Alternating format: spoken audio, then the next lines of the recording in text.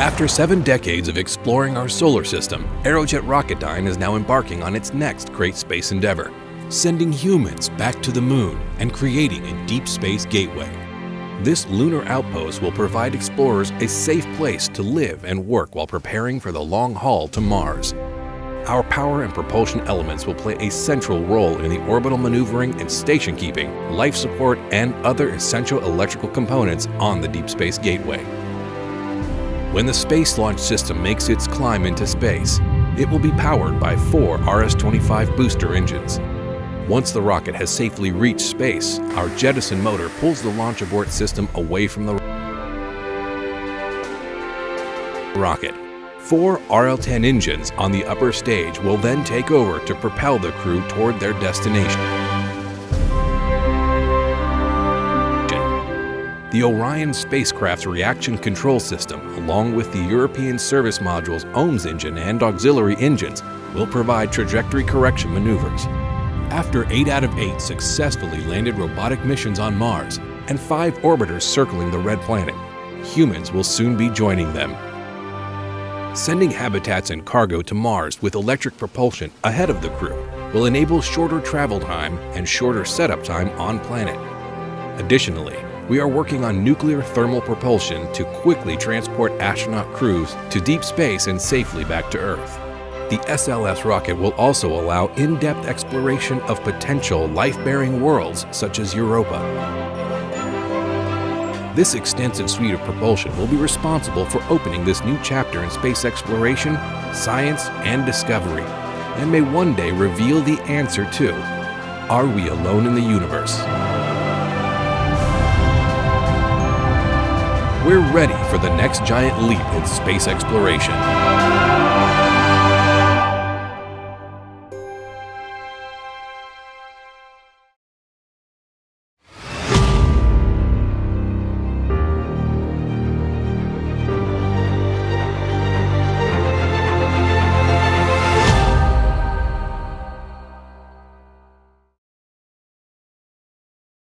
Thank you, gentlemen, for pointing us home.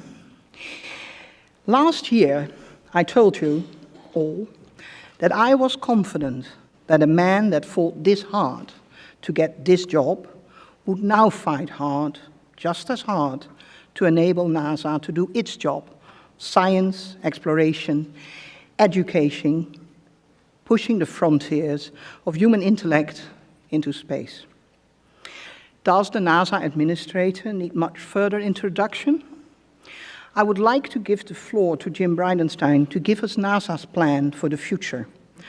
I, for one, hope, and I think I'm already validated in that Mars as ultimate goal of human exploration still features very prominently in it. Mr. Bridenstine, we are all ears.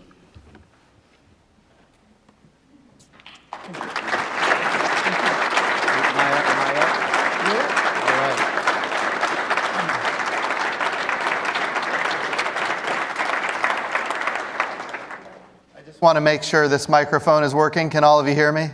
Yes. Fantastic. Well, thank you for being here at the Human to Mars Summit. I just want to say to start what an impressive group Explore Mars is. I know it from being a member of the House of Representatives. I had time there serving on the Science, Space, and Technology Committee.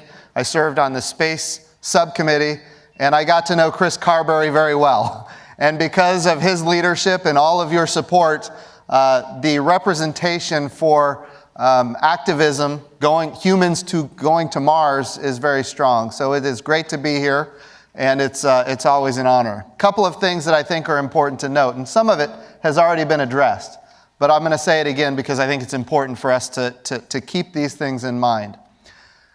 Because of recent missions, people in this room are very familiar with Spirit and Opportunity.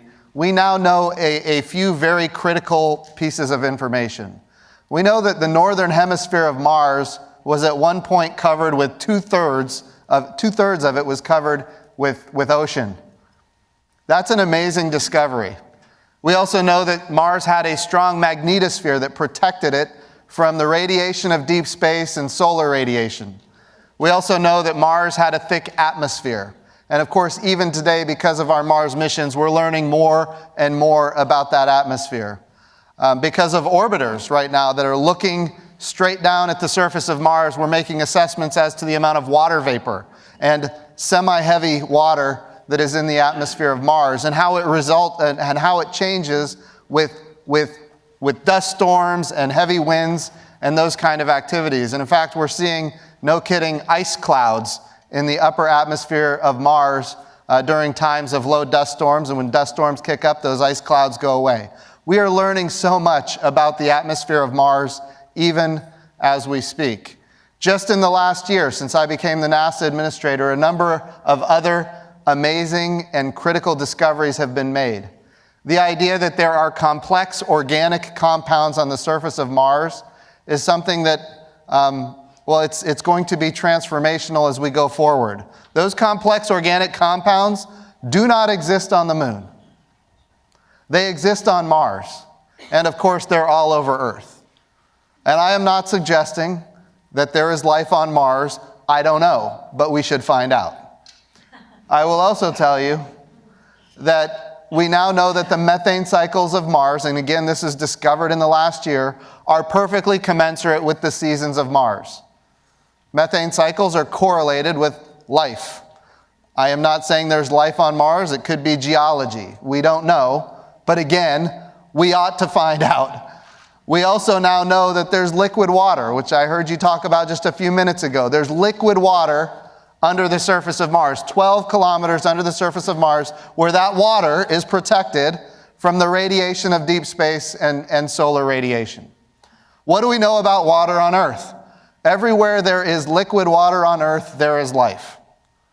And now we know that there is liquid water on Mars. Again, I am not saying that life is there. All I'm saying is we need to find out. So a lot of people are familiar with how hard we're pressing right now to go to the moon. I'm going to tell you why. It's written in the President's Space Policy Directive 1. We're going to the moon because we want to get to Mars with humans. If we want to learn more than we've ever learned before about Mars, we need to get there with humans. So Space Policy Directive 1 says we're going to go to the moon. It says we're going to go sustainably. We're going to go with commercial partners and international partners.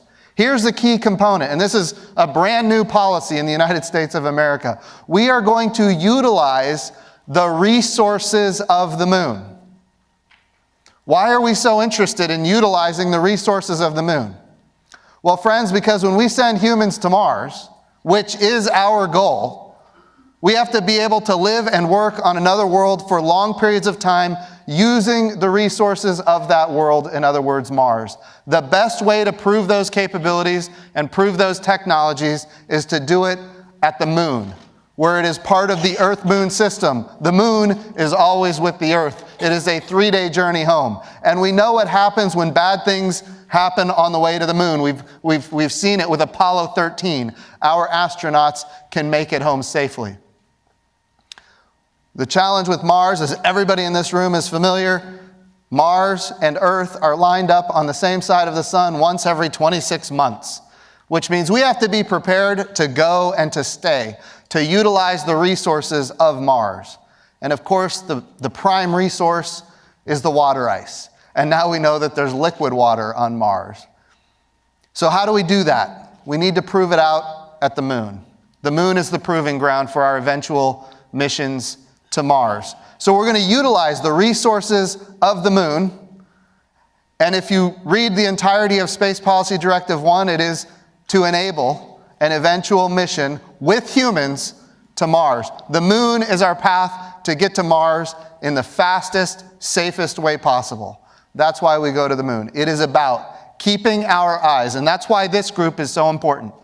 We need to make sure our nation keeps its eyes on the horizon goal, which is sending humans to Mars. What I'd like to do now is I'd like to show a brief video about our effort to get to the moon sustainably. I'll talk about it afterwards, but if we could, I'm going to walk over here to this podium so I don't fall off the stage. We're going to dim the lights, and we're going to watch this video. If you would just give it about 3 minutes here.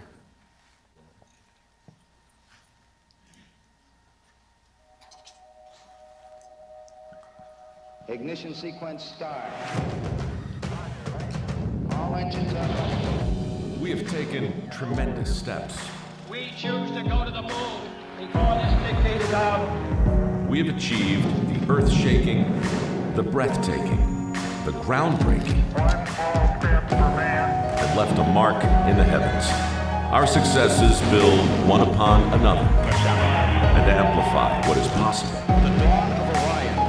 It's time we take the next great leap. We're building the next chapter of American exploration, returning to the moon to stay, so we can go beyond to Mars, to expand what's possible and further our understanding. The architecture for these missions is already taking shape. We will go with new systems, bold designs, and a sustainable mission. You can hear it, taste it, touch it. We are going.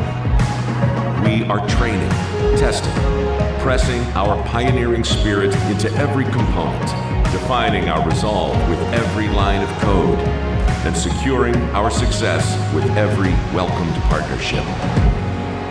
This is not hypothetical. This is not about flags and footprints. This is about sustainable science and feeding forward the advance of the human spirit. Because we are the pioneers, the star sailors, the thinkers, the visionaries, the doers. And because we stand on the shoulders of giants to go farther than humanity has ever been, we will add our names to the rolls of the greatest adventurers in history. Every day, every mission, we advance this calling. We are NASA. And after 60 years, we're just getting started.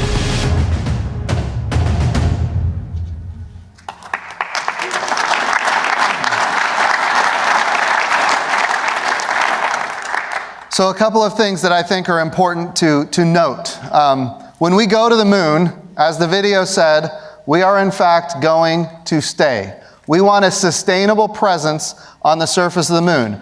That means we need gateway. We need to build reusability into the system. The gateway is a reusable command and service module. It enables sustainability. It's how our astronauts can interact with other astronauts on the surface of the moon, but it's also how we do command and control of robotic activities and landers and rovers on the surface of the moon. Again, the idea is we can have multiple missions going on the surface of the moon all at the same time because we have this reusable command and service module that our astronauts will have access to over and over again. And they will have access to the surface of the moon. I don't know if you saw, but yesterday the budget request came out. The president has granted us $1.6 billion additional dollars that didn't come from the Science Mission Directorate. It didn't come from the International Space Station. $1.6 billion additional dollars for our acceleration of the lunar program so that we can get the next man and the first woman to the surface of the moon in the year 2024. And know this. The reason that's important when we accelerate the lunar program, we are by definition accelerating the Humans to Mars program. That's what we're doing. So we're accelerating this. We need the reusable command and service module. We need that gateway in orbit around the moon to prove how valuable it is to have more access to more parts of the moon and be able to control more missions on the surface of the moon than ever before. And again, as a proving ground. Because eventually when we go to Mars, we are going to need a permanent, reusable, I shouldn't even say reusable, it's just going to be there, command and service module in orbit around Mars. This is the way that we learn so that we can eventually go to Mars. When we talk about this reusable command and service module, for 2024, it is going to be focused exclusively on getting humans to the surface of the moon. What does that mean? That means we're going to launch a power and propulsion element, and we're going to launch what we call a utilization module. Think of it as a very small habitat that Orion can dock to and ultimately enable our astronauts to transfer in 2024, the next man and the first woman transfer from the Orion crew capsule into the landing system that will have been aggregated at the gateway so that landing system can get to the surface of the moon. Now, that landing system includes a transfer vehicle to get to low lunar orbit. It includes a descent module in order to land and an ascent module to get back to the gateway. Now, I understand there are differences between the moon and Mars, and how we do entry, descent, and landing there's a significant difference there. But when we talk about the gateway and when we talk about the ascent module, the ascent module, what we're talking about is capability that can be replicated at Mars. What we are trying to do is create as much of the architecture as possible so that it can be replicated for our eventual human mission to Mars. So again, we are accelerating the path to get to the moon. We want to be there, no kidding, by 2024. That accelerates our eventual Mars missions as well. But the first step is getting to the moon. We have to learn how to live and work on another world for long periods of time. We need to learn and understand the physiology. How do the challenges to physiology in a microgravity environment, how do those effects, after being maybe in a microgravity environment for a period of 6 months and then going into a gravity environment that is 1/6 that of the Earth, how does that affect the human condition? And we need to prove these things out on a world that is a 3-day journey home. So if something doesn't go as we're anticipating, we can get everybody home safely. That's the goal. I know I've got a half an hour here. I've already eaten up 15 minutes. And I know there's people that have questions and want to ask questions. So I'm going to open it up at this time for anybody who has thoughts, concerns, questions. And if you want to yell at me, I'm here for that too. Just know before you yell at me, we're going to the moon so we can go to Mars.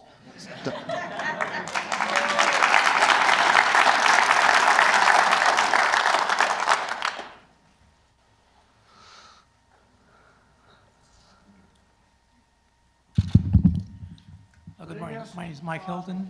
I got a question right here at the microphone. Go ahead, sir. Do you envision having a Mars gateway, maybe even identical to what the lunar gateway would be? So the idea behind Gateway is that it is that command and service module that will be in orbit around the moon permanently. It is also going to be a necessary piece of the architecture for an eventual mission to Mars. Is it going to be an exact replica? Probably not. We're going to learn along the way. The other thing that's important about Gateway is the initial pieces are all about getting to the surface of the moon. That's the important thing. But it's also going to have opportunities for expansion because a lot of our international partners want to participate in Gateway. So when we talk about additional habitation module, additional scientific capabilities, the Gateway is important for that. Speaking on that for just 1 second, I would like to say when we talk about the NASA budget, and I think this is an important point, and as you go and talk to folks, because I know this is a very activist group, as you talk to folks, let them know that the big parts of the NASA budget, we're talking about human exploration and operations, and the Science Mission Directorate are working hand in hand in getting all the understanding we need to live and work on the moon so that we can eventually take that to Mars. But it's not just the Science Mission Directorate. In the Science Mission Directorate, we're actually taking a program. One of my first initiatives was the Commercial Lunar Payload Services Program, where we're going to be taking small payloads to the surface of the moon for scientific purposes commercially. In other words, NASA's not going to purchase, own, and operate the hardware that takes this equipment to the moon. We're just going to buy the surface. Can you get our equipment to the moon? And if the answer is yes, we're going to buy it as a service. So that's an important thing, but know this. The Science Mission Directorate is working hand in glove with the Human Exploration and Operations Mission Directorate so we can maximize the science of the moon, number one.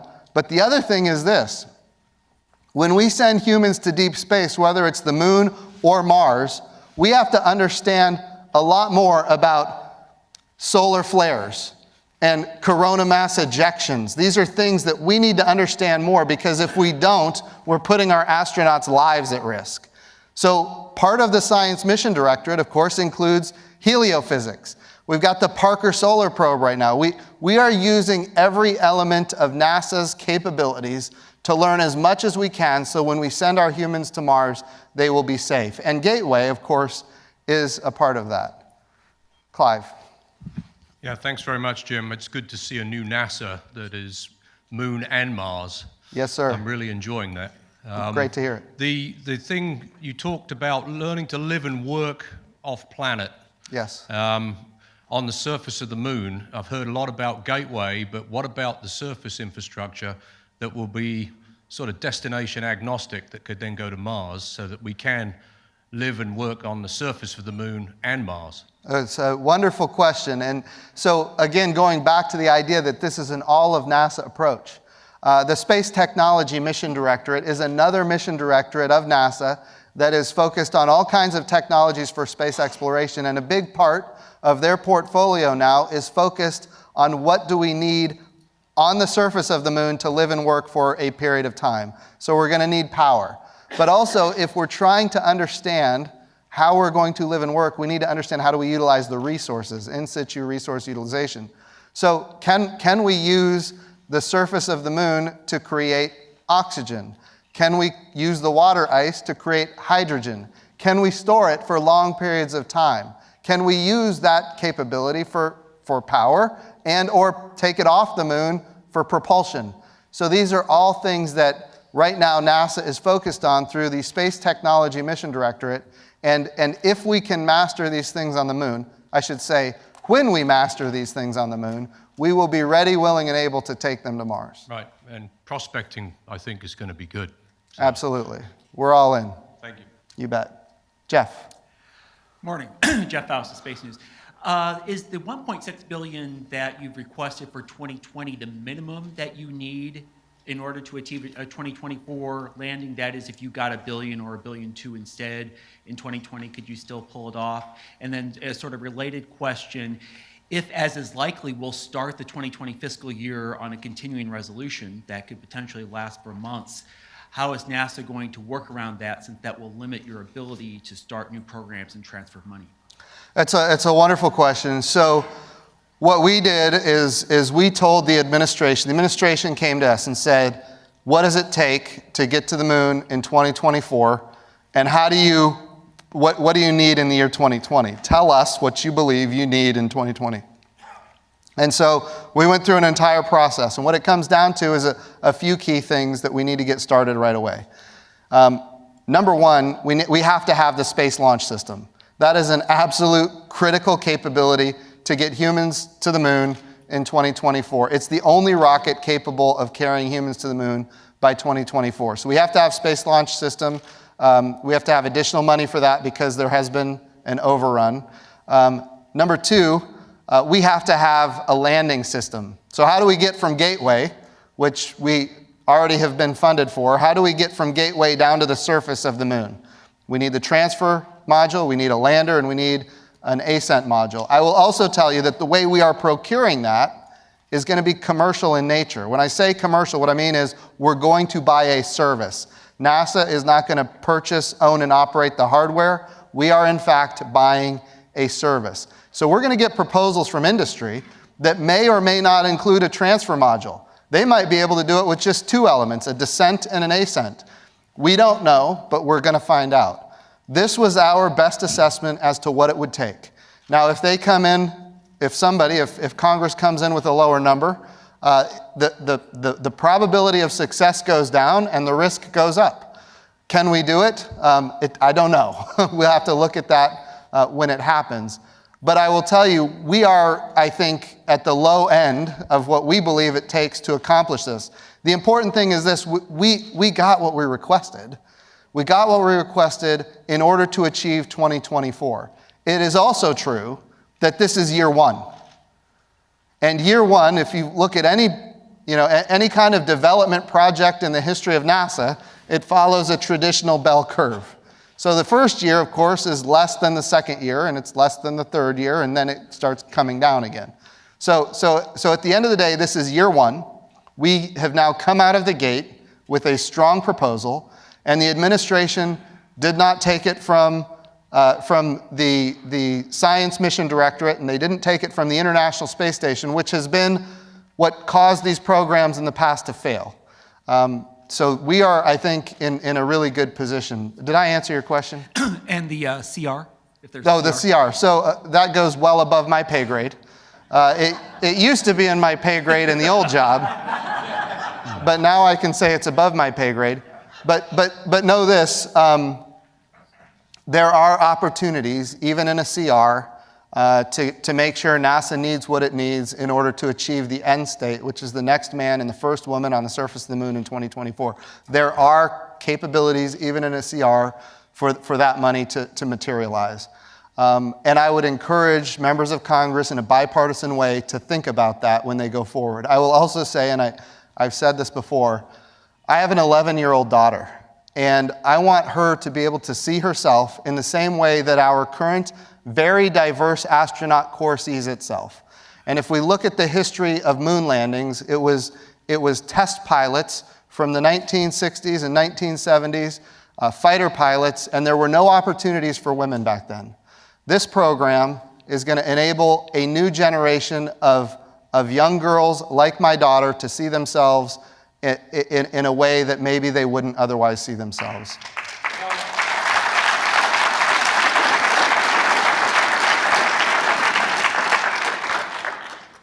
We'll go over here and then here. Yes, Jim. I had a 4.5-year career in the United States Navy. You had a most distinguished career as a naval aviator up to Top Gun school. Did you ever contemplate transitioning to be an astronaut? The question was, did I ever contemplate transitioning to be an astronaut? Maybe for about 5 seconds. But you look at the folks that get picked up for the astronaut corps. They usually have 3 PhDs, plus they're Navy pilots, plus they're Navy SEALs and everything else. I will tell you, I am far more suited to deal with the political environment, which this is a very difficult political environment, than I would be to be the astronaut. But I will tell you, our astronaut corps is amazing, and they are the cream of the crop of the American public, and I am extremely proud of them, as I know you are as well. Am I getting the hook? Maybe one more question? The gentleman here was very patient. Hi. There have been a number of articles in the news that say that because of the tremendous costs of going to Mars, that we consider sharing the responsibilities with other countries. Has NASA given any consideration to doing a joint mission, or is this an all-or-nothing thing for the U.S.? No, this is absolutely an international effort. So when we think about Space Policy Directive 1, the president says go to the moon sustainably. And he says go with commercial partners and international partners. And of course, utilize the resources of the moon for the purpose of eventually taking humans to Mars. That's all in Space Policy Directive 1. Now, as far as the international partnership goes, right now the International Space Station, while it's an amazing technological achievement, it's an amazing diplomatic achievement. We're talking about 15 nations operating the International Space Station. We've had 103 different countries have operations on the science experiments on the International Space Station.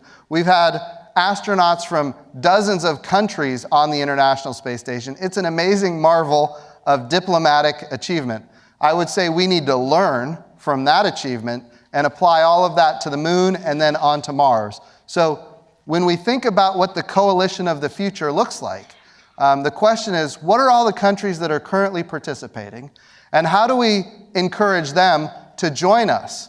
We're increasing our budgets, and it's been bipartisan. The president has been really good with his budget requests, and of course, Congress has plussed us up every bit as much as he's requested, and in fact, more. So how do we encourage our international partners to come along with that same level of enthusiasm? We've got bipartisan support in the United States. We're heading that direction in a very strong way.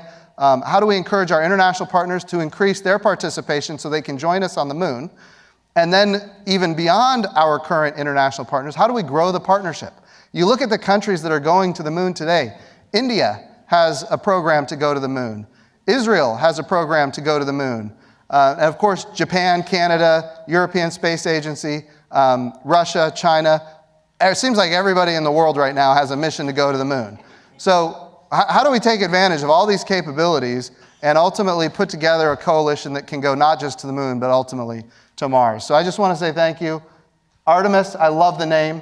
I know. and actually, if someone does that to you, gives your name to a big NASA program, I think, a thank you. All right. Is in order. And Awesome. as I always say, this is a length cloth of a Van Gogh painting. May it keep your vision of Mars clear. Thank you. We will indeed. Thank you so much, Artemis. Thank you. Thank you all so much. Have a wonderful conference, and we'll see you next year, if not before. Talk soon. Thank you. All right. Thank you. Give me a hug. Thank you. Appreciate it. Very well done. All right.